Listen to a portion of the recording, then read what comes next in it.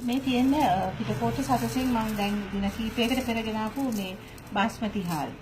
ඉතින් මේක ගෙනල්ලා අපි ඉව්වයින් පස්සේ මට මේ වෙන්ද ගෙනාපු හාල් වල වගේ ඒ තියෙන සුවඳවත් ඒ තියෙන රසවත් ඒ කිසි දෙයක් මට මේ හාල් එකේ මට දැනුනේ නැහැ.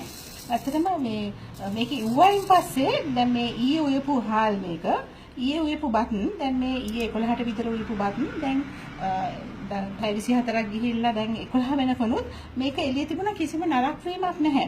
ඒ වගේම මේ හාල් එක ඇලෙනවා. මේක ඔක්කොම ඇලෙනවා. මේක හරියට අර ජපනීස් රයිස් එක වගේ ඇලෙනවා. මේක ගෙනල්ලා ඉස්සෙල්ලම දවසේ කනකොටත් මම කිව්වා මේක ටිකක් ඇලෙනවා. වෙන්දා ගේන හාල් එක වගේ නෙවෙයි කියලා. මේක ටිකක් ඇලෙන ගතිය තියෙන හින්දා ඉතින් එච්චර අපි ඒක මේ සලකන්න ගියෙත් නැහැ. මේක අලුත් හාලක් වෙන්නේ නැති කියලා හිතලා.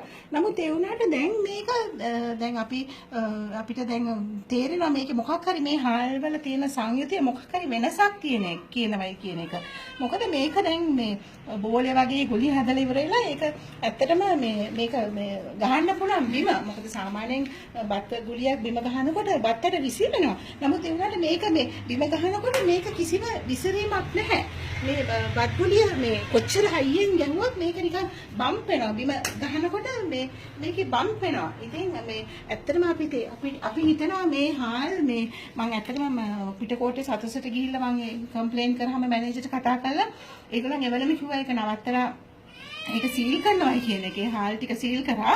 නමුත් ඒ වුණාට මම ඉල්ලන් සිටින්නේ මම ලංකාවේ සියලුම සතසට මේ හාල් එක ගිහිල්ලා ඇති. හැමෝම මේක පරිභෝජනයට අරගෙන ඇති.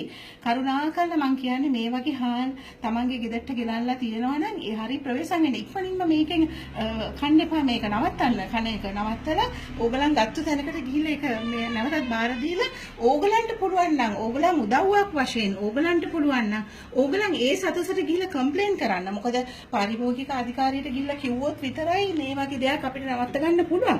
මොකද හැමෝම ගිහිල්ලා දැන් මම විතරක් නෙමෙයි තව කීප දෙනෙක් හරි ගිහිල්ලා මේක කම්ප්ලේන් කරනවා නම් මේක ඉක්මනටම නවත්ත ගන්න පුළුවන්. මේක ආහාරයට ගන්න එක. ඉතින් අපේ කට්ටිය ඔක්කොම දැනුවත් වෙනවා නම් මේක ලොකු දෙයක් කියන එක මම හිතනවා විශ්වාස කරනවා. ස්තුතියි.